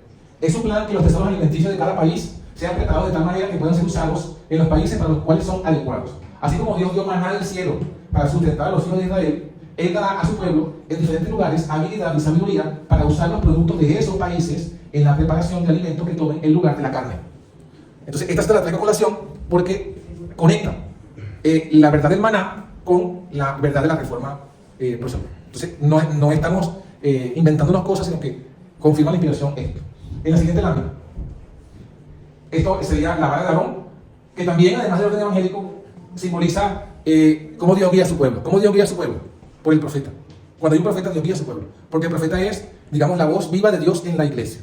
Entonces, en ese sentido, los pioneros colocaron una creencia fundamental para establecer el lugar del espíritu de profecía, ¿no? Ahí habla el espíritu de Dios fue prometido para manifestarse a sí mismo en la iglesia a través de ciertos dones, enumerados en 1 Corintios 12, Efesios 4. Estos dones no están diseñados para reemplazar o tomar el lugar de ¿qué? De la Biblia, que es suficiente para hacernos sabios a la salvación.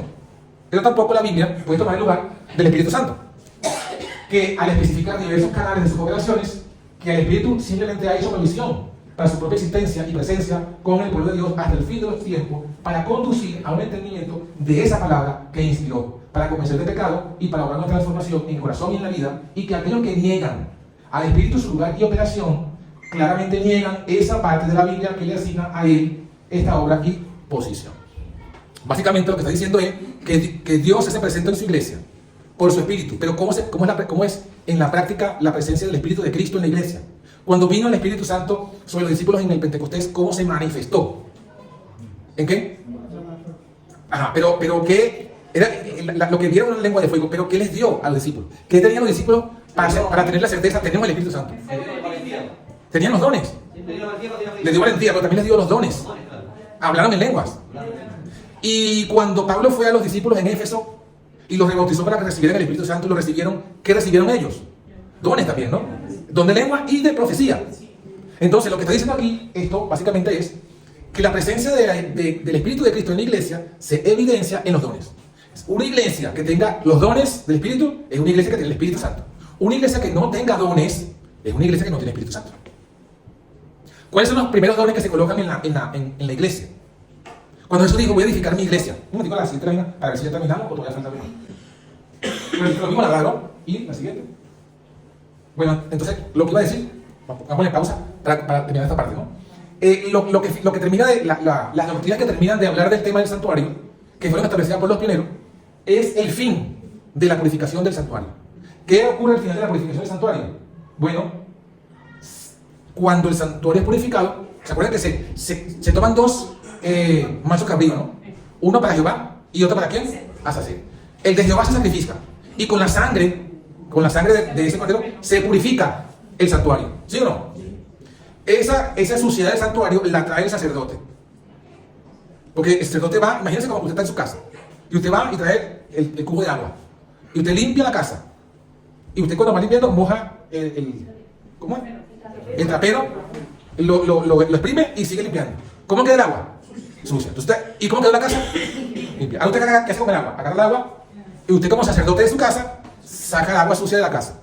Bueno, eso básicamente es lo que ocurre aquí. En lugar de agua, la sangre. El cordero, el macho cabrío por Jehová, sería el cubo de agua. El sacerdote con ese cubo de sangre limpia el santuario, limpia la casa. Ahora el sacerdote saca esa suciedad. ¿Y dónde la coloca? Coloca su mano sobre el macho cabrío por Asacel. Y alguien destinado toma el macho cabrío y lo saca fuera del campamento. O sea, fuera del santuario, fuera del atrio, fuera del pueblo. Y no lo mata, o sea, no lo sacrifica. Dice que lo deja allí en el desierto. ¿Qué simboliza esa gran verdad? Simboliza, creo que está en la línea siguiente, o no sé si está, no está. No está, perdón.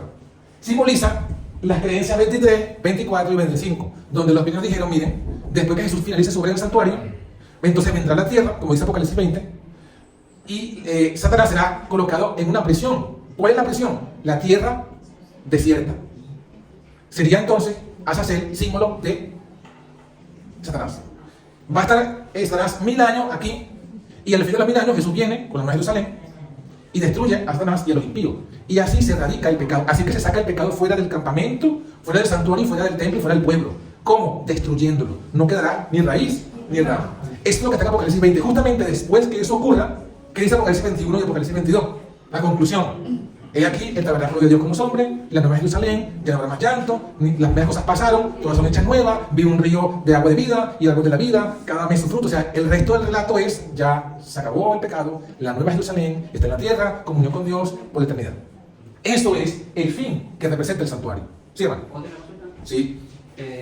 Con respecto al santuario, está vigente arriba hasta cuando suceda, ¿cierto? ¿Hasta cómo? Hasta cuando suceda todo eso. Claro, porque el santuario es parte de la Nueva Jerusalén. Ya, pero se supone que una vez que está transformado, después de destruir Satanás, como impío, si es una nueva tierra, un nuevo cielo, todo nuevo, ya no hay pecado. Sí, bueno, en el cielo, Entonces, mientras está en el cielo está, pero fíjense algo. ¿Y cuál es la finalidad entonces que quede arriba si no hay pecado, no hay Satanás? Porque Satanás es un sobre todo. Bueno, Juan dice en Apocalipsis, ¿Ya? no viene ella a templo. ¿No viene tú? No, cuando Juan describe en Apocalipsis 21-22, ¿Ya? la Nueva Jerusalén, pero está en la tierra, dice, no viene ella a templo. No viene templo, claro. Entonces, puede ser que ya no haya templo. O sea, que ya finalizó el ministerio, finalizó el templo.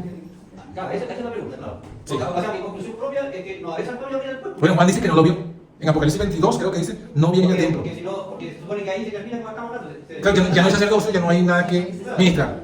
Sí, hermano. Es que el calendario divino son las fiestas solemnes que nos indican todos los hechos de Cristo. Por Sí. eso no se puede perder el recordar qué es lo que sucede en cada fiesta solemne.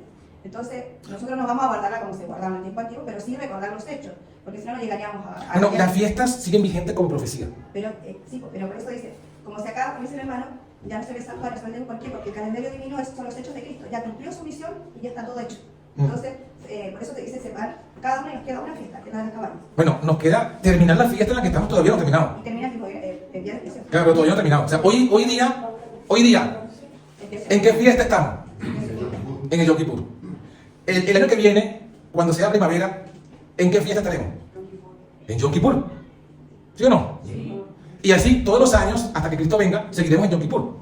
O sea, no, la única fiesta que debemos celebrar es la fiesta en la que todavía estamos, la fiesta de Yom Kippur. Porque nosotros seguimos, ¿cuál es el calendario que debemos seguir? Ya que no lo mencioné. Si nuestro santuario es el celestial, ¿cuál calendario tenemos que seguir? El celestial. El calendario del santuario celestial. Porque el calendario del santuario terrenal, ¿cómo era? ¿Anual? ¿No? Cada año. Pero el santuario celestial no es anual. Cuando dice, por ejemplo, Jesucristo murió una vez y para siempre. O sea, que la Pascua ocurrió una vez y ya no ocurre más. Las trompetas ocurrieron una vez y ya no ocurren más. Ahora está ocurriendo el Yom Kippur. Y cuando termine, no volverá a ocurrir otro Yom Kippur. Entonces, el calendario, el ciclo del calendario del santuario celestial no es anual. Es una vez y para siempre. Ajá, aquí hay una mano y después ustedes, hermano. Sí, hermano. Bueno, estaba analizando también lo que se mencionaba de parte de los mismos que estamos mencionando. La escritura se bien da a conocer que en el libro de Hebreos que Cristo asumió como sumo sacerdote una vez y para siempre. Para siempre, o sea, eterno. ¿Ya? Un principio eterno. Sí, pero acuérdate que en ese contexto, acuérdate que Jesús también tiene, si no recuerdo mal, lo que nos dice Jones en el libro del Camino Consagrado, 3 títulos, ¿no? Profeta, sacerdote y rey. Cuando él era profeta, estaba en la tierra, no era sacerdote. Cuando entró el santuario celestial, ya no era profeta, era sacerdote. Y cuando culmine su obra, ya no será más sacerdote, sino que será rey. Porque los ministerios no se solapan, o sea, mientras hay profeta, no es más sino profeta, luego será sacerdote y luego será entonces rey. Entonces, en ese sentido, no habrá más sacerdocio, en el sentido de interceder, porque ya habremos sido purificados. Ahora, al respecto de esto que se está mencionando, también existe el texto que dice: seremos hechos reyes y sacerdotes. Para Dios, sí. Para Dios. Por lo tanto, ahí el texto es importante porque Dios va a morar, o sea, la morada de Él es una morada santa. Sí, pero acuérdate que ese versículo, ¿a qué se aplica? Cuando dice, seremos reyes y sacerdotes para Dios, ¿de qué está hablando? ¿De qué momento profético está hablando? Pero está hablando de los 1000 años. O sea, esa expresión aparece en Apocalipsis 20. Que seremos reyes y sacerdotes. ¿Por qué vamos a ser reyes y sacerdotes? Porque vamos a hacer ahora lo que se llama en la Biblia el juicio a los impíos. Entonces, en ese sentido, vamos a ser reyes y sacerdotes durante los 1000 años. Pero concluyen los 1000 años, ya no seremos más sacerdotes. Porque ya se culmina el juicio de los impíos se hace el castigo a los impíos y ya, se acabó, tierra renovada, todo nuevo. Entonces, todo esto, fíjense que todo esto que hemos hablado y que seguimos hablando y que podemos profundizar, se desprende de ¿dónde? De la verdad del santuario. Inclusive el sábado mismo se desprende del santuario. O sea, por eso aquí, cuando uno estudia esto, uno de verdad puede corroborar lo que dice el Espíritu de profecía. El centro de nuestra fe, ¿cuál es entonces? El santuario. Porque todo lo que hemos aprendido de nuestro pionero que está en la Biblia, lo han aprendido y lo hemos aprendido de esta verdad del santuario. Por eso es algo importante entender bien esto y darnos cuenta de que todas estas voces que andan levantándose en contra del santuario tienen como objetivo arrebatarnos nuestra fe y dejarnos a nosotros allí en el mar de los sargazos. ¿Sí, hermano? Con respecto a lo que dijo usted, no, me acabo de acordar que sí, porque va a estar vigente el santuario, porque el testimonio de Dios va a ser que nuestro Señor va a tener sus manos marcadas, en los costados, y eso va a ser tangible, literal. Entonces, eso va a ser una señal para que los que están ya purificados, como se dice, transformados, no vuelvan a cometer lo que pasó anteriormente. No haya una segunda rebelión. Claro, una segunda rebelión. Eso va a ser el ejemplo más vivo de que lo acordemos siempre de eso. Y una evidencia de que no habrá una segunda Pascua. O sea, que Jesús murió una vez y para siempre. Una vez y para siempre. Pero Juan dice no va a haber santuario. Es lo que estamos diciendo. Después de los 1000 años, lo que dice Apocalipsis 21, 22, dice Juan, y no vi en ella templo. O sea, que ya no hay templo. Por lo menos Juan no lo vio. Entonces no lo vio porque ya se acabó. Se levantó Miguel, se terminó de hacer las obras que tenían que hacerse y se acabó el servicio del santuario. Dice que no va a haber sol ni la luna, ya no va a ser necesario Porque el Cordero lo va a alumbrarse. Sí, hermanita, aquí. Lo que pasa es que yo sé que hay una controversia. Ajá. ¿Ya? La controversia de las fiestas solemnes es algo que divide como la realidad. En cuanto a las fiestas solemnes, nosotros no debemos ir a la parte ceremonial. Pero así como se recuerda el cumpleaños de cada persona, nosotros recordamos los hechos, que son los hitos, ¿cierto? Que Jesús murió por nosotros. Y si nosotros, como hijos de Dios, recordáramos cada año en sus fiestas, en su fecha, ¿cierto? Aproximada, nosotros recordaríamos cada hecho y nuestras familias se reunirían. Dice incluso que la fiesta de las cabañas, que lo menciona el Juan, lo que se hacía en fiesta de cabañas era recordar toda la historia desde la creación, de cómo Dios nos había creado. Y si nosotros nos detuviéramos en el tiempo para hacer exactamente lo mismo, ¿no serían otras nuestras familias? ¿No serían? Otra de nuestras familias. Entonces, por eso dice las fiestas solemnes incluían el sábado, más las fiestas que indicaban todo el proceso, porque el Señor del sábado es Cristo. Y todas las otras fiestas indicaban todos los procesos que Él iba a vivir y ha hecho con nosotros. Entonces, cuando dice de mes en mes y de sábado en sábado, ¿cierto? Vamos a recordar lo que Cristo hizo con nosotros, como decía el hermano, de las marcas en sus manos. Entonces, no vamos a hacer lo que se hacía ritual, ¿cierto? Que se llevaba, pero al recordar las fiestas solemnes, ¿qué cambio hubiera tenido en nuestra familia? Y eso lo dice el Juan. Bueno, en honor al texto, ¿no? Yo sé que es un tema controversial, pero en ese contexto siempre, como decíamos, como venimos diciendo desde el principio, bienvenidos a los hermanos que están llegando, tomen asiento, sin pena. Fíjense, en cuanto al tema de lo que estamos hablando, yo entiendo que hay muchas cosas que uno razona, ¿no? Sobre este tema, en este caso de la fiesta, ¿no? Pero yo pienso que tenemos que tener mucho cuidado en tratar de establecer cosas o poner cosas que no estén en la Escritura. O sea, que el Señor no nos haya dicho esto es así, o que no haya dicho, mira, ustedes tienen que hacerlo así. ¿Por qué lo digo? Porque entiendo el origen de las fiestas de Levítico 23, ¿no? De Levítico, las fiestas solemnes, las fiestas de los judíos. Yo entiendo el origen, entendemos, porque lo hemos venido hablando desde que estamos en el santuario, de que en un sentido esas fiestas tienen un valor todavía profético. Pero ya darle un valor más allá del que nos da la profecía, es donde yo veo ahí que hay que tener cierto cuidado y hasta cierto punto puede ser peligroso. Porque uno podría preguntarse, ¿dónde la Biblia me manda a mí a recordar esa fiesta? No me lo manda. O sea, no, yo sé que están allí en Levítico.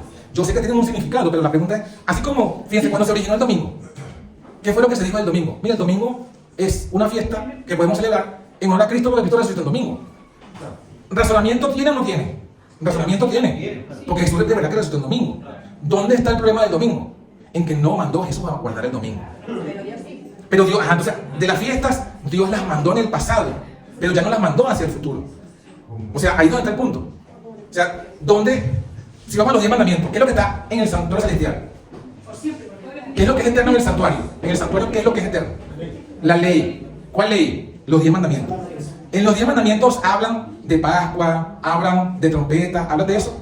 No, entonces, no es algo que tenemos, o sea, no podemos colocar las fiestas al mismo nivel que el sábado. No lo podemos colocar. ¿Por qué? Porque en el santuario aparece el sábado como más resplandor, inclusive que los otros mandamientos.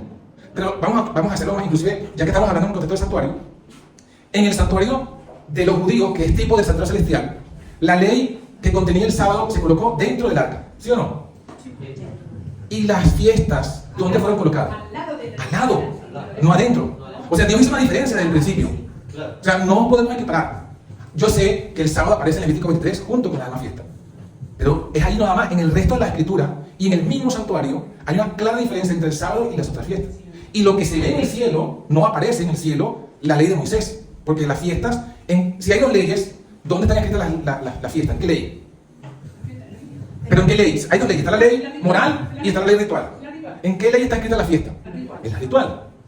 ¿Está en la ley moral? No. Entonces, si la ley moral sigue vigente y la ley ritual fue abolida y no aparece en el santuario, nos está diciendo claramente, mira, las fiestas ya no tienen ese valor que tenían antes. ¿Tienen un valor profético? Sí, ya lo hemos explicado. El Yom Kippur, todo aquello. Pero no tienen un valor más allá que eso, no lo tienen. No aparece en el santuario. El hermano, aquí. Sí, no, agregar solamente que en el Nuevo Testamento, que es un libro, ¿no? Dejó establecida la fiesta de recordatorio. Me refiero yo, no sé, a la fiesta de Santa Cena. ¿Ya? Ahí mismo Jesús la deja establecida. ¿Hasta cuándo? ¿Hasta cuándo? Hasta cuando venga. Entonces, hay fiestas que sí están puntualmente establecidas. Claro, muy bien, gracias por esa intervención porque lo voy a dejar pasar. ¿Qué fiesta toma el lugar de la Pascua? Esa, la Santa Cena. La fiesta, o sea, en lugar de la Pascua, el Señor Jesús establece la fiesta de la Santa Cena. Y el Señor Jesús nos dice que esa es la fiesta que tenemos que, dice, con esto recordaré mi muerte. Entonces, ¿qué fiesta es la que Dios nos dio o la que el Señor nos dio para recordar su muerte? ¿La Pascua o la Santa Cena? Según palabras de Jesús. No busquemos razonamiento, digamos lo que está escrito. ¿Qué está escrito que Jesús dijo? Haced esto en memoria de mí. ¿Cuál fiesta? La Santa Cena. ¿Usted no encuentra que Jesús dijo, que Jesús ya ha dicho, hagan la fiesta de la Pascua en memoria de mí? No, usted, y búsquelo. En el Nuevo Testamento Jesús no dijo jamás eso. Jesús dijo, haced esto. ¿Y qué era esto? La Santa Cena. El pan y el vino. Sí, Jesús tomó de la Pascua el pan. Pero quitó las hierbas, quitó todo lo demás. Inclusive, la fiesta de la Pascua era una vez al año. Y la fiesta de la Santa Cena, ¿cada cuánto debe ser? Debe ser con más frecuencia, por lo menos, que yo pueda decir, escrito está, en el espíritu de profecía, dice que tiene que hacerse con más frecuencia que la Pascua anual. Primero escrito. Entonces, todas esas evidencias claramente me muestran que no podemos confundir la Santa Cena con la fiesta de Pascua. Y que lo que nos ha sido dejado a nosotros para recordar la muerte de Cristo no es la Pascua, sino la Santa Cena. Y que no debe ser hecha anual, sino con mucha más frecuencia. Ay, hermano. Tener en cuenta que era la sombra de todo el pueblo. El tipo y el antiquipo era la sombra de lo que había de aquí. Cuando ya llega el momento, lo de atrás desaparece. Eso hay que tenerlo. Hay que tomarlo en cuenta, sí. El Pentecostés fue posterior a la muerte de Cristo. El Pentecostés fue posterior a la muerte de Cristo. Sí, días después. 40 días, 50 días. Exactamente en el momento de la gestación de Cristo. La lluvia tardía. Pero, ¿qué más? ¿Qué me quiere decir con lo del Pentecostés? Es que el Pentecostés, ¿cierto? Fue recibir la lluvia temprana. Ajá. Entonces, si uno va viendo en las fiestas, va indicando los tiempos divinos, son solamente tiempos divinos. Sí, sí. Entonces, si nosotros, a eso voy yo, cuando estaban los mismos estudiando Miller, ¿cierto? Él llega porque es una unión de ciertos versículos donde llega a un concepto.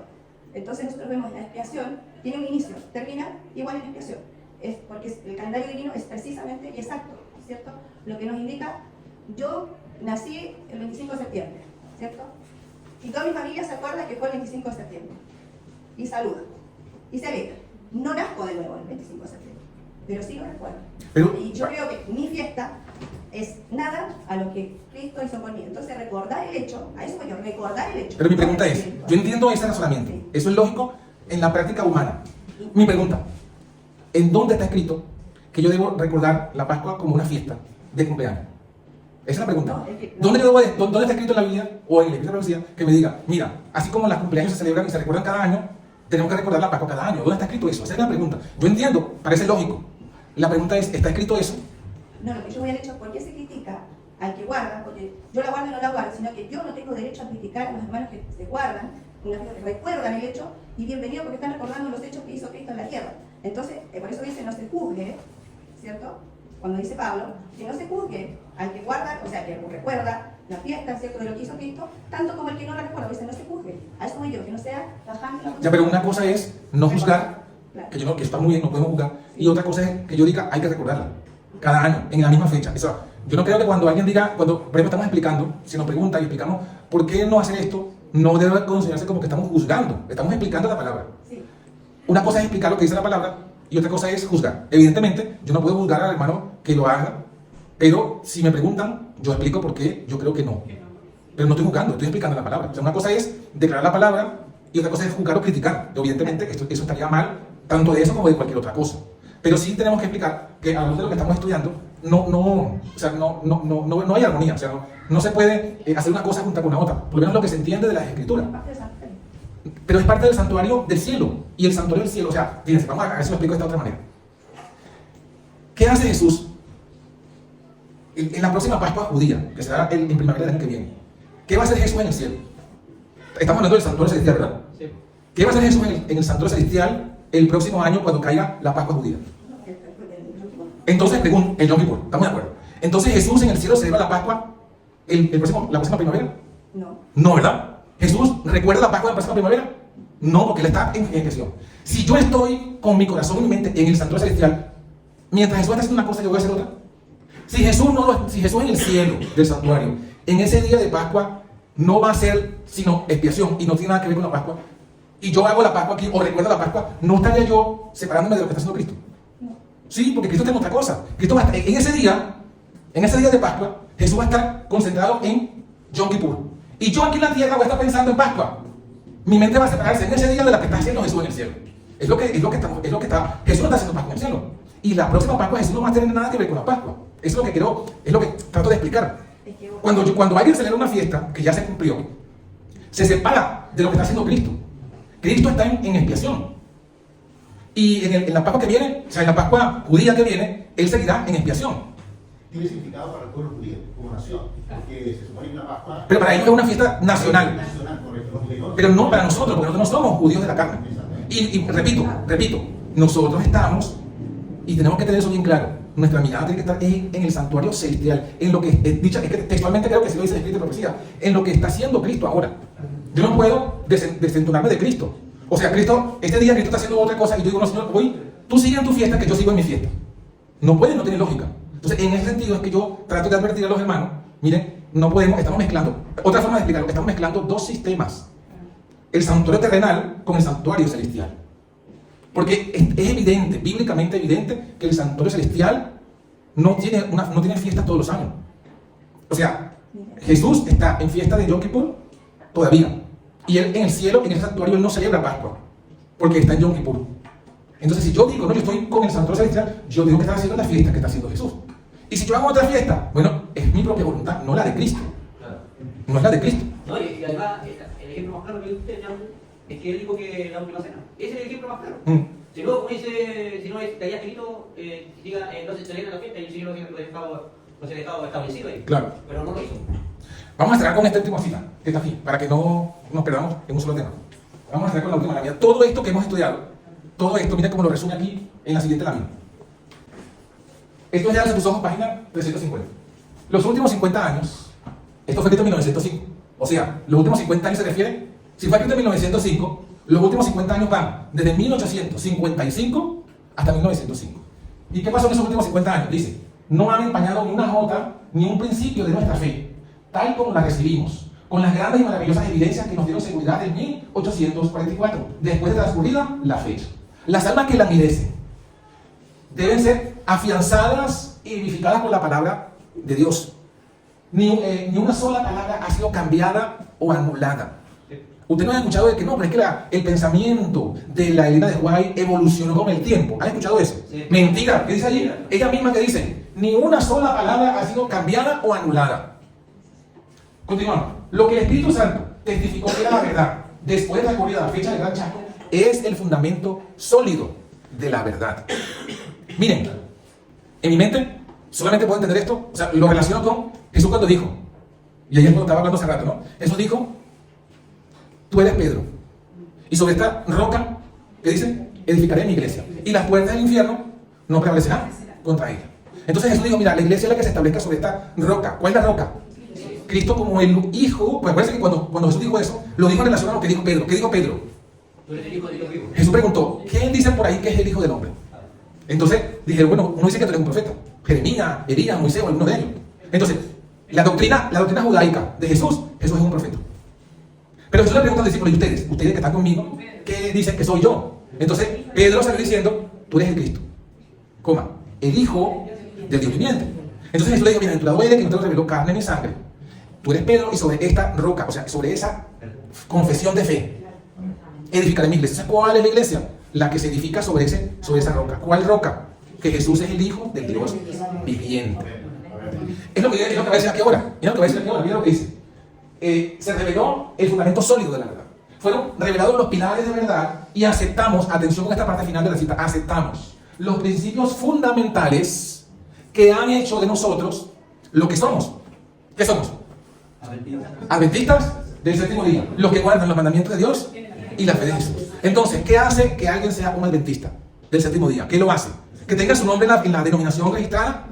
Al contrario, que acepten esos principios fundamentales. Entonces, no es la iglesia, miren esto que vamos a decir, esta conclusión de esta cita, no es la iglesia la que determina la doctrina, sino que la doctrina es la que determina cuál es la iglesia. Entonces, lo que usted cree en su mente y en su corazón y usted vive, eso es lo que va a decir que es usted. Si usted bebe y se emborracha con el vino de Babilonia, ¿qué es usted? Un hijo de Babilonia. Eso es, un babilónico. No, pero yo no me emborracho, yo solamente tengo una copita. ¿Por qué? Porque el vino de Babilonia es amplio. Y quizás la Trinidad es una copita. No es todo el vino. No, nosotros no creemos en la inmortalidad del alma. Nosotros no creemos en el domingo. Solo tenemos un poquitico de vino. Una vez al año nos hace daño. Pero ese poquito de vino te hace un poquito de babilónico. Pero, ¿qué es lo que te hace entonces ser un adventista? Ahí está. Los principios fundamentales. ¿Pero cuáles principios fundamentales? Los que hemos sostenido durante los últimos 50 años. Estos principios que hemos estudiado hoy, ¿en qué año están establecidos? Están durante esos 50 años. Porque ya dijimos que estos fueron escritos en 1872 y luego ampliados en 1874. Y caen durante esos 50 años. O sea que cuando ella está diciendo esos principios fundamentales, está hablando de esos 28 principios fundamentales. Y está diciendo, esos son los que nos han hecho lo que son adventistas del séptimo día. En palabras mías, estas palabras de espíritu de profecía. Pero como yo le predico esto a un evangélico, bueno, Efesios capítulo 2, versículo 20. ¿Qué dice Efesios capítulo 2, versículo 20? ¿Lo saben? No, ¿verdad? Bueno, vamos a buscarlo, vamos a buscarlo. Efesios capítulo 2, versículo 20. Está hablando del contexto. El contexto de ese capítulo de Efesios capítulo 2 está diciendo que Dios tiene un pueblo. Y que su pueblo tenía una barrera que separaba. Los judíos habían levantado una barrera. Pero que luego Jesucristo vino y anuló esa barrera. Y de los dos pueblos hizo uno. Y ese pueblo dice, el versículo 20, ¿qué cosa? Que está edificado sobre qué? El fundamento. Atención, atención. Jesús dijo que la roca angular, ¿quién es? Cristo. Pero sobre la roca se colocan unos fundamentos. ¿Quién coloca los fundamentos según este versículo que da el apóstol Pablo? ¿El fundamento de quién? Apóstoles. ¿Y qué más? Y profetas. Edificado sobre el fundamento de los apóstoles y profetas. Siendo, para que no quede duda, siendo la principal piedra del ángulo Jesucristo mismo, no es Pedro. Atención, la piedra no es Pedro. La piedra es Jesucristo mismo. Y sobre esa piedra se edifican unos fundamentos. ¿Quién coloca los fundamentos? Repito, ¿quién coloca los fundamentos según aquí? Los apóstoles y los profetas. En el caso de la iglesia, Jesucristo fue la piedra. ¿Quién colocó los fundamentos? Los apóstoles. Pero también ¿quién? Los profetas. Pero luego vino la obra del hombre de pecado. Y hizo por tierra todo eso. Y luego el Señor, según la profecía, iba a levantar otra vez a su pueblo. Y iba a hacer lo mismo que hizo en el tiempo de los judíos. Edificar nuevamente su iglesia. ¿La edificó sobre qué? Sobre él mismo, sobre el fundamento. Y yo pregunto, y en ese momento profético, entonces, según este versículo, ¿quiénes fueron los apóstoles y quiénes fueron los profetas? ¿Quiénes colocaron el fundamento de la iglesia adventista? Entonces, ¿quiénes son los apóstoles? Los pioneros. Porque si le dejó ahí la profeta, ¿quiénes son los pioneros? Los apóstoles. Entonces, la iglesia adventista, la verdadera, la original, fue edificada sobre el fundamento de los apóstoles, entre paréntesis, pioneros, y profetas, entre paréntesis, Elena de White, siendo la principal piedra del ángulo Jesucristo. ¿Qué Jesucristo predicaron los primeros de Elena de White? Hijo literal de Dios. Esa es la iglesia verdadera. No hay otra.